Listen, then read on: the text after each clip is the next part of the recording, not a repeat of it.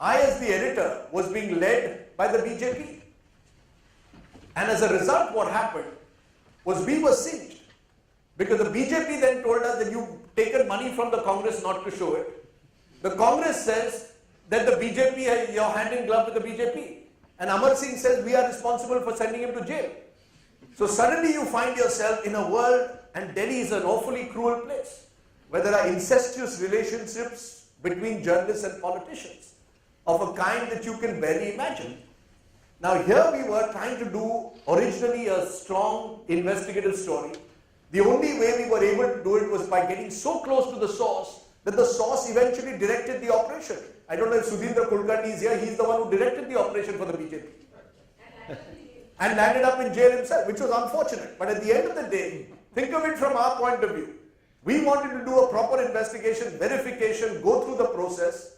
We got so tantalized by the idea of a source there who was providing us this juicy story that we went for it. Now, that's where the question comes. Do you go so close to a source? Do you go so close to a political party that you allow a political party to virtually dictate the agenda of your story? Now, this happened in an extreme form in Cash for Votes, but in my view, it happens every day in some form or the other. Because journalists today increasingly are divided into them versus us. The Congress did it, the BJP and Modi do it in a more extreme form. The co-option of journalists now takes place in a much more extreme form.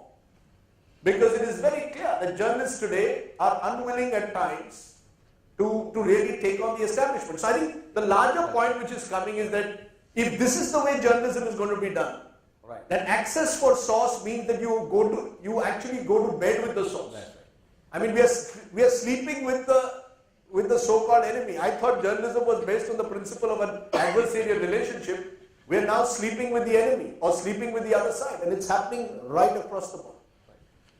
Nik, do you see this kind of being too thick with your sources a problem in, say, the British media or in Beep where you work, or in the US media? Or do you want to expand on what he has? First of all, I find it problematic to hear about sleeping with sources and going to bed with sources. You know, there is a middle ground somewhere. Right. But what we're not talking about is waterboarding here of your source. I come from Britain, and I've been working for the BBC for many years, and including plus ITN as well. And I come with a very different perspective because I can't in any way analyse the way it's been happening in India. But let me tell you, working for the BBC, we have very tight guidelines, and the kind of thing that you've just explained, and I haven't read it in your book, but I'm familiar with the outline of the case, is the kind of thing which would go through an amazing scrutiny process within the BBC compliance process, possibly to the point where we wouldn't do it, because of the danger of being stung. But I come from a country, and you consume what you watch on the BBC, and probably now, because of this, many of you can consume in detail, at a moment's notice, what's on, say, the BBC website, or ITN, or Sky, or whatever. But it still has to go through a scrutiny process, where we are legally accountable because of where it's published. But what has changed significantly in Britain is the kind of journalistic things which have been done traditionally, particularly by the newspaper organizations, the print media, that is now being heavily circumscribed because of what's happened with phone tapping. Now, phone tapping was seen as a kind of a foot in the door, but digital foot in the door, which was kind of acceptable. And there was one terrible case of a young lady, a young girl from southwest London who was murdered. And it was clear that the News of the World had hacked into her mobile phone when she had gone missing, and had made certain assumptions based on what they hacked into. This has now opened an enormous can of worms, which has led to a large number of journalists who are either pleading guilty or in court at the moment facing charges of phone tapping.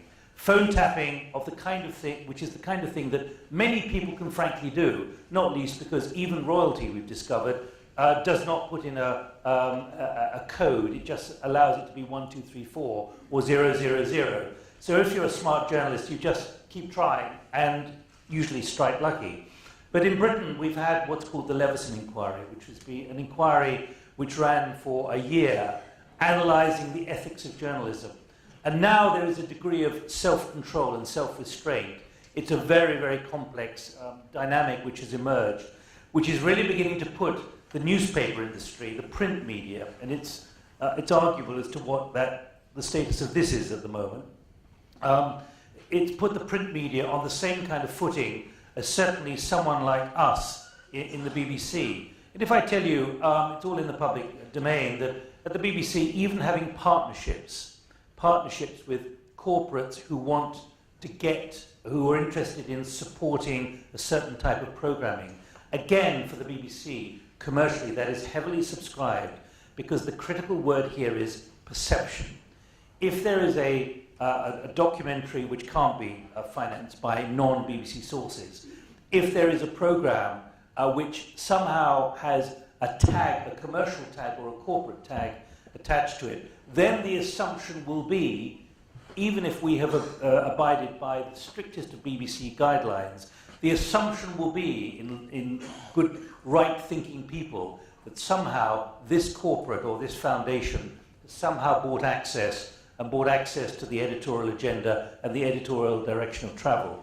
And in fact, the BBC, and this again is public knowledge, has been going through a very difficult process for 3 years now, because Ofcom, which is the state regulator, has been analysing a number of programmes which have been made in the past where probably that line has been tested, and because of one particular case involving palm oil in Malaysia, the perception was that the palm oil industry in Malaysia had somehow bought access to a programme. We are now awaiting the adjudication from Ofcom. But what that has done has actually sucked in an enormous number of international broadcasters, including CNN, Al Jazeera, the Iranian channel Press Television, and many of the broadcasters who broadcast into Britain. Because if they broadcast into Britain on platforms which are provided by cable or internet channels, that is seen to be broadcasting and comes under the guidelines within Britain. So even if the laws are there, they are now being tested, and what we're seeing is a much greater tightening, which is leading to self-control. And you'll be familiar with the fact that the former editor-in-chief of the News of the World, Rebecca Brooks, she was acquitted recently, but others have been found guilty of phone tapping. And what we're seeing, and I realise I'm talking in public here, but even the laws of libel in Britain could get to me in a place like this. What you're seeing is a significant level of revelations about journalistic practice which has been accepted up to now, which is now being deemed to be illegal. Pranay, taking off from there, I think BBC is in many ways a unique animal, which I think in terms of their basic structure, they have a fair amount of independence. And they're only now coming to... No, we have total independence. Well, that's right. The BBC has total independence. Right, that's right. But now they're worried, grappling with the issue of corporate influence, because they're going for sponsored programs or getting corporates interested in something. Be careful. No, let me. Sorry, I've got to correct you here. There is no way that documentaries or news coverage will ever be sponsored in the BBC. Right. End of story.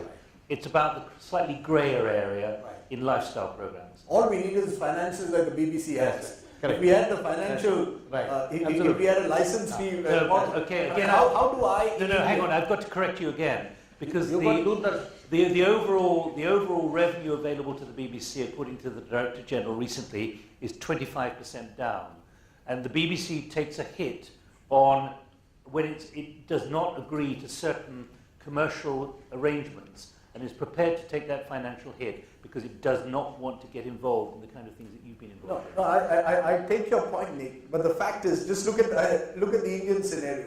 50 crores per annum, per channel, per national channel goes in what is called carriage fees. This is given to cable operators to simply show your channel. That's 50 crores. Another 60, 70 crores goes in salaries. If you look at that, where is the space for news gathering? Why are corporates coming in? Because the business model is failing.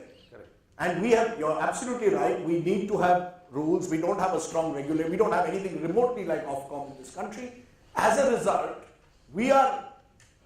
even if we wanted to maintain editorial independence, how do we do it? How do we ensure editorial independence when your business model has crumbled and made you so dependent on corporates who either buy a channel to pump up their own image or buy it to settle their political scores? Every regional channel today, every would be an exaggeration, but most regional channels today are either owned by real estate developers, they're owned by political parties. Every channel in the Northeast is owned by someone who has a political connection. How do you expect editorial independence? Our business model, unfortunately, is not remotely close to what you have in the West, which is partly why, even though we have very fine journalists, the journalists are struggling to maintain their editorial independence within the organizations to which they represent. That's the problem. In fact, Pranay, that's exactly the point I was coming to. Does the fact that you get very closely aligned to interest A or interest B or interest C have something to do with the ownership structure that has evolved, which has made you dependent? One, either direct corporate ownership or direct political ownership, or that I'm talking only about the Indian thing, or for that matter, heavily dependent on an advertiser who might want to influence the course of your editorial. So is that a critical thing which makes journalism actually more suspect in India? Well, yes and no. I mean, like with most questions, one can say yes and no. Right. But I think the Indian scenario is somewhat unique because the level of adversarial relations, the confrontation, the complicated nature of relations between journalists and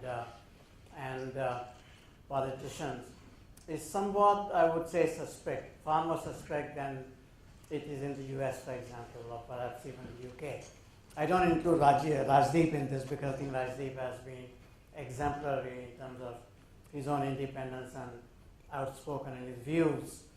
But let me say this, that I would also put the fault or the blame on journalists themselves because they like to be part, not just witnesses into the arena or in the arena, but they like to be part of the action itself.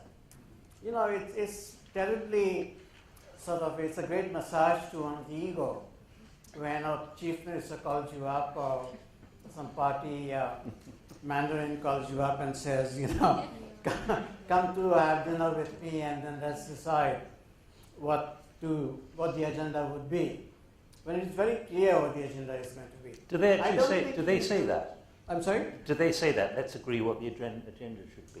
Well, whether they say it or not, or they communicate telepathically, I don't know. But I think it's Just want to be clear. Just want to be clear. That's part of the deal. But I think the deal is that